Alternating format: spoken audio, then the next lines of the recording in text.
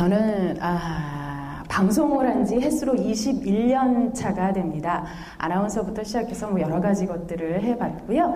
지금은 물건 팔고 있습니다. 쇼호스트라고 혹시 아시나요? 네, 쇼호스트를 계속하고 있고요. 공부를 좀 늦게 시작을 해서 지난해 박사학위를 받았습니다. 그러나 산업 강의 한 지는 좀 오래됐고요. 지금은 동아방송예술대에서 강의를 열심히 하고 있습니다. 이때가 25살 때입니다. 꽤 귀한초. 죄송합니다. 무리를 일으켜서 죄송합니다. 네, 하여튼 이렇게 열심히 살고 있습니다. 자, 저는 쌍방향 커뮤니케이션을 합니다. 제가 커뮤니케이션학 박사이기도 하지만 커뮤니케이션에 가장 관심이 많은 방송인이었기 때문에 쌍방향 커뮤니케이션을 늘 하는데요. 그거는 누가 했든 함께 한번 해주시면 감사한 마음으로 열심히 하고 있습니다. 그래서 이번에도 좀 누를 한번 끼쳐볼까 합니다. 그런데 어느 조직에 가든 조직의 짱게 제일 먼저 여쭤보는 것이 제일 일단 분위기가 잘 잡히더라고요. 그래서 회장님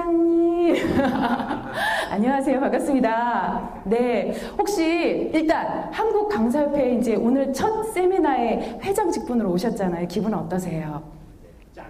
짱이시군요. 역시 조직에 짱다우십니다. 이렇게 멋진 일단 일생도 너무 멋지게 하늘을 날아다니면서 사셨고요. 또 한국강사협회 회장도 되셨고요. 혹시 또 다른 꿈 꾸시는 거 있으세요? 역시 숙달된 조교와 함께 강의하는 건 참 편합니다. 고맙습니다. 네. 꿈이라고 하면 전 강사로서는 80까지는 갈 것 같다. 아하. 그 이후에는 아마 바리스타가 되겠습니다. 85세 바리스타? 80세. 이제 80 이후에는 계속 바리스타를 하실 거니까 100세까지도 한번 도전을 해보는, 멋지십니다. 일단 80세까지 강사가 되시겠다고 했으니까요. 와, 이 대목에서 박수 한번 주세요. 저희도 한번 80 한번 찍어보죠. 저희도 따라가겠습니다. 자, 이렇게 조직의 짱게 포문을 여쭈었으니까 이제는 좀 마음 편하게 해도 될 것 같아요. 그죠, 최 부회장님? 네, 너무 이루신 게 많고 제가 옛날에 세미나 와서 우리 최 강사님의 강의를 듣고 내가 저렇게 살 수 있다면 꽤 뿌듯하게 산 거겠다라는 생각을 한 적이 있었는데요. 그래도 여전히 또 마음속에 품은 꿈이 있으시죠? 네. 둘째 임신입니다. 네, 화이팅! 네, 그러면 성별대로 가죠. 앞줄, 뒷줄. 네. 꿈은 많은데. 네. 눈치 보지 마세요. 화이팅! 회장님 80세라고 하셨으니까. 네. 99세까지. 99세까지 강의를 하시겠다. 박수 주세요. 9988 강의사. 네. 김현석의 녹용대보 19만 9천 원에 판매하고 있습니다. 99세까지 강의하시려면 김현석 대표님이 녹용 하나 하시면 꽤 장사가 잘 될 것 같습니다. 네. 그렇다면 뒷줄에 계신 최 부회장님께서는 둘째 임신. 네. 화이팅입니다. 기 한번 몰아주세요. 화이팅! 마지막으로 우리 요즘 제일 잘 나가신다는, 본인인 줄 아시면 어떡해요. 유정현 대표님께 제일 잘 나가신다는 하니까 이미 고개를 들기 시작하셨어요. 본인이 인정하시면. 자, 혹시 아직도 이루고 싶은 꿈이 있으시다면 뭐가 있을까요? 더 잘 나가고 싶습니다. 자, 강의 마무리 하겠고요. 분위기 굉장히 안 좋고요, 지금. 네, 더 잘 나가고 싶으시다. 더 잘 나가서 이루고 싶으신 꿈은 뭐가 있을까요? 돈도 더 많이 벌고 싶고. 네. 우리 한국강사협회 굉장히 철학적 이미지를 추구하는 곳인데 돈을 많이 벌고 싶고 헬기 타고 싶고 큰일입니다, 지금. 좋습니다. 잘하셨습니다. 네. 자, 그러면 저 뒤에 플로어 뒤에 국장님! 우리 국장님, 세미나 오셔서 항상 뒤에서 일하시거든요. 오늘 마이크 한번 드려볼까요? 국장님 싫으시다고 극렬하게 반대, 강렬한 저항. 한번 안 해주실래요?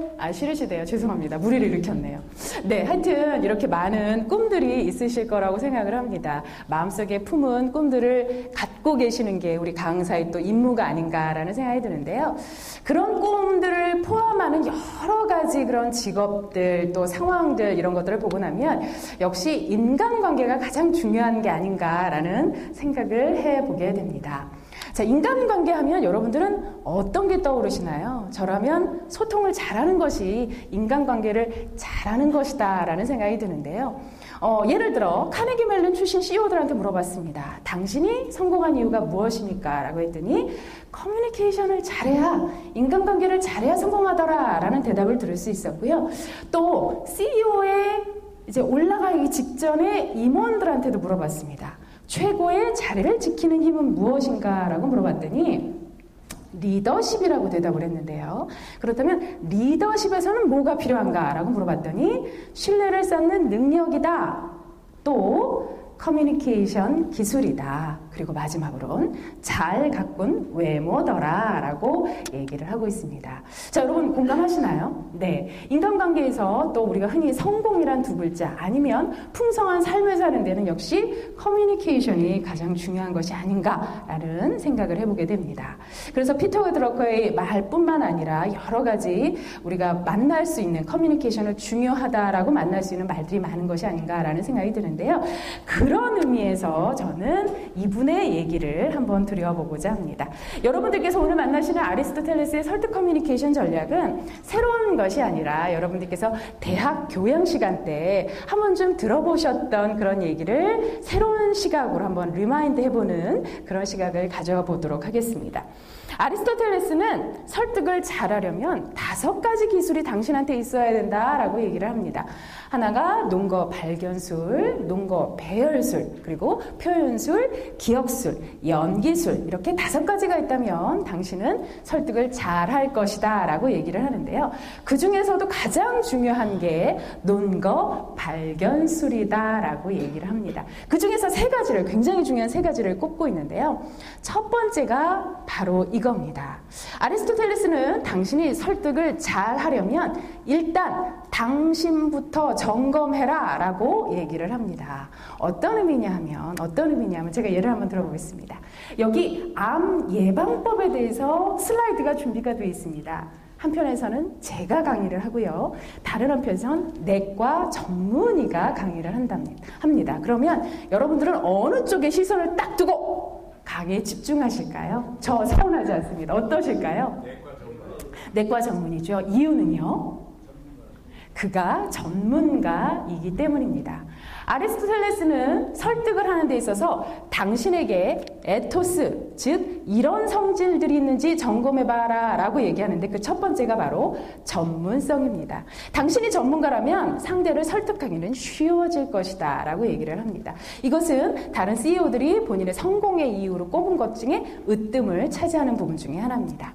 자, 전문성만 있느냐? 그렇지 않습니다. 전문성도 여러 가지 분야의 전문성이 있을 수 있겠죠. 육아의 달인도 전문가라고 할 수 있을 겁니다. 이런 전문성뿐만 아니라 제가 또 질문을 하나 드리겠습니다.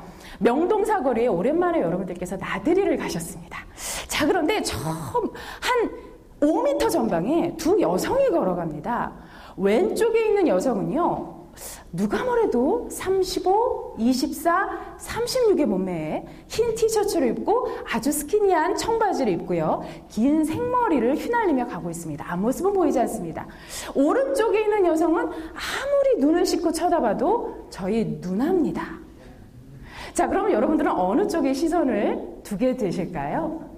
자연스럽게 누나 류정용 대표님 계속 잘 나가고 싶으신 모양입니다. 아무래도 네, 많은 류정용 대표님을 제외한 많은 분들께서는 나는 멋진 몸매의 여성에게 눈길이 간다. 그건 어쩔 수 없다라고 얘기를 하시거든요. 아리스토텔레스는 당신이 누군가를 설득하려면 매력이 있는지를 점검해 보라고 합니다. 에토스의 또 하나의 의미가 바로 매력이 되겠는데요. 제가 그럼 여기서 한번 여쭙겠습니다. 혹시 여러분 매력이 있으신 분? 나는 매력이 있다. 손 들어주세요. 역시 예. 자, 오늘 류재용 대표님하고 좀 멀리 있도록 하겠습니다. 제 수명이 단축될 것 같고요. 왠지 명강습회가 회수될 것 같은 불길한 예감이 듭니다. 네. 어떤 매력 있으세요, 회장님? 네. 5분 안에 사람을 휘어잡을 수가 있어요. 어떤 능력이신가요? 좀 구체적으로 설명해 주세요. 남들이 안 쓰는 언어를 씁니다. 남들이 안 쓰는 언어는 저희가 혹시 2차 자리 가서 들을 수 있는 언어인가요? 그럼요. 얼마든지. 지금은 좀 어려우시죠? 녹음이 되고 있어서. 그렇겠죠. 네네네. 좋습니다. 언어의 매력이 있다. 또 다른 나는 좀 매력이 있다. 우리 회장님 뒤에 계신 안녕하세요. 네네. 자, 매력 있다라고 손을 들어주셨습니다. 감사드리고요. 어떤 매력이 있으세요? 저는 시골스러워가지고 사람들이 편안하게 그런 것 같아요. 그것도 매력입니다. 맞습니다. 자, 이렇게 힘겹게 본인의 매력을 꺼내주신 두 분께 박수 부탁드립니다. 네. 자, 이것 말고도 많은 에토스의 항목이 있는데요. 그 중에 제가 딱 2가지만 더 짚고 넘어가도록 하겠습니다. 혹시 여러분 학연, 지연, 혈연을 혁파하자 이런 소리 굉장히 많이 들으셨죠? 그럼에도 불구하고 같은 동네 사람 만나시면 기분 어떠세요? 굉장히 반가우시죠? 예, 이게 바로 유사성입니다. 상대를 설득하려면 상대와 나에게 유사성이 있는지를 점검하라. 아리스토텔레스의 얘기고요. 마지막으로 제가 전해드리고 싶은 것은 여러분 드라마 보시면 요즘은 조금 애매모호한 캐릭터들이 많아졌지만 예전 드라마는 선악 구도가 아주 분명했습니다. 그래서 그 둘 간의 갈등이 막 일어나면서 드라마가 전개가 됐었는데요. 많은 시청자들이 그 드라마가 막장이든 뭐하든 끝까지 놓지 않고 보는 이유는 선한 사람이 해피엔딩을 맞아야 하기 때문입니다. 아리스토텔레스는 이렇게 얘기합니다. 당신이 설득을 잘하고 싶으려면 선한 의지를 갖고 있어야 한다라고 얘기를 합니다.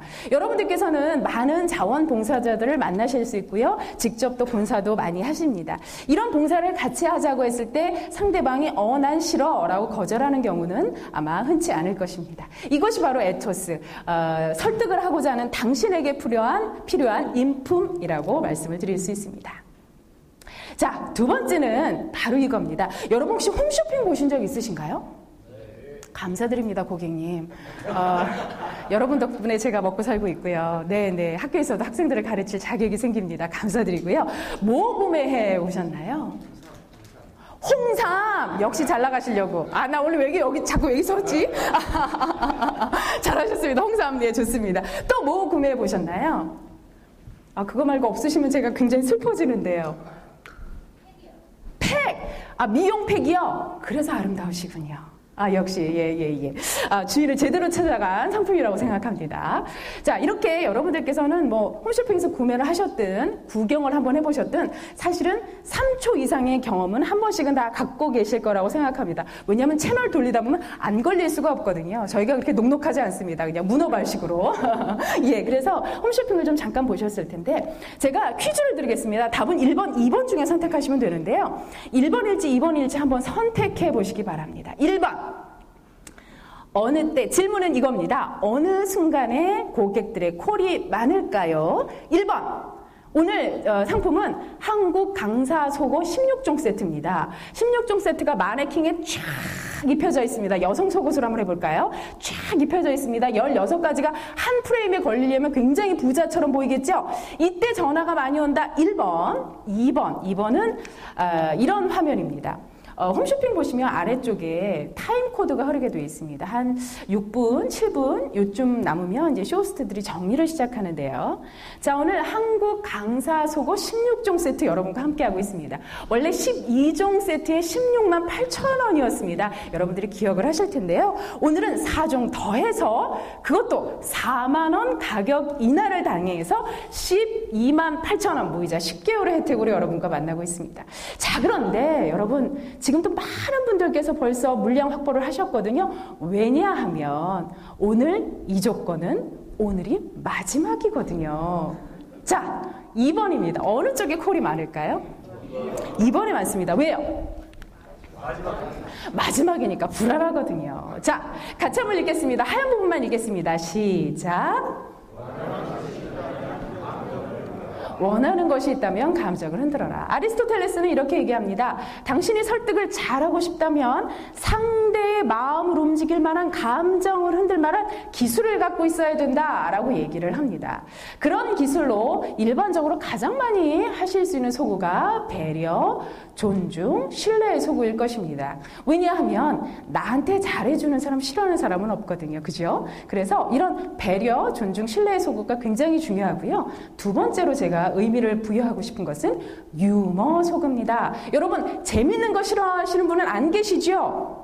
네, 유머스러운 사람은 굉장히 사람을 기분 좋게 만들고요. 많은 연구 결과에 의하면 웃음이 많이 나는 현장, 유머러스한 사람을 만나는 현장에서는 설득이 이루어진다라고 얘기를 합니다. 자, 그리고 지금 여러분들께서 맞춰보신 소구가 바로 공포, 즉 불안감을 조성하는 소구입니다. 이 외에도 많지만 요 세 가지 정도를 제가 언급하고 싶습니다. 공포 소구는 여러분들께 사용 안 하실 것 같지만 저희 쇼호스트들만 밀당을 할 것 같지만 그렇지 않습니다. 여러분들께서 아이들한테 너 오늘 수학 50페이지까지 풀어놓지 않으면 컴퓨터 게임은 없어. 이것도 불안 소구가 될 수 있고요. 술을 좋아하는 김효석 대표님의 아내분께서 잠을 자지 않고 기다리고 계시다면 김효석 대표님은 굉장히 불안하실 겁니다. 이런 것도 불안 소구에 해당이 됩니다. 자, 이렇게 아리스토텔레스는 누군가의 감정을 흔들 줄 알면 당신이 설득을 잘한다 라고 얘기를 합니다. 마지막으로 아리스토텔레스가 의미하는 설득 전략은 로고스입니다. 무엇이냐 하면 당신이 말하고자 하는 말 속에 핵심 가치, 즉 이성적이고 합리적이고 객관적인 핵심 가치가 있어야 상대방을 설득할 수 있다라고 얘기를 합니다. 다소 주관적이고 지극히 개인적인 사유로 부탁을 한다면 설득은 잘 일어나지 않겠죠? 아주 객관적인 사항이 필요하다라고 얘기를 할 수 있습니다. 뭐 이 얘기하자면 너무 시간이 많이 들 것 같고요. 그중에 요거 하나만 얘기하겠습니다. 여러분, 조직에서 소통이 이제까지 다 조직 생활을 해보셨을 것으로 생각이 됩니다. 조직에서 소통이 잘 이루어지는 경우는 사실 거의 드뭅니다. 그죠? 상사와 부하 직원 간의 소통이 잘 이루어져야 조직이 잘 굴러가는데요. 이 얘기하자면 오늘 밤을 새야 하니까 아주 간단한 얘기 하나만 하겠습니다. 조직에서도 남자와 여자가 생물학적 차이에 의해서 존재를 합니다. 남자와 여자는 대화를 많이 해서 서로 연마되지 않으면 한 번의 대화가 척척 통하기가 참으로 어려운 것 같아요. 그 차이를 한번 잠깐 보도록 하겠습니다. 남자와 여자의 뇌구조가 다르다. 이 소리 많이 들어보셨죠? 네, 남자와 여자의 뇌구조는 다릅니다. 그 가장 큰 부분은 뇌량이라는 것인데요. 뇌량이 여성이 남성에 비해서 한 20%가량 큽니다. 뇌량의 역할은 좌뇌와 우뇌를 연결을 하는 것인데요. 즉, 여성은 좌뇌와 우뇌를 연결을 잘하고요. 남성은 한쪽 뇌를 사용하는 경향이 있습니다. 그래서 남성을 단순하다고 하고 여성을 복잡하다고 합니다. 여성의 뇌, 남성의 뇌를 단층 촬영해도 이 사실은 극명하게 드러난다고 하는데요. 자, 그런 차이를 하나 그림을 보도록 하겠습니다.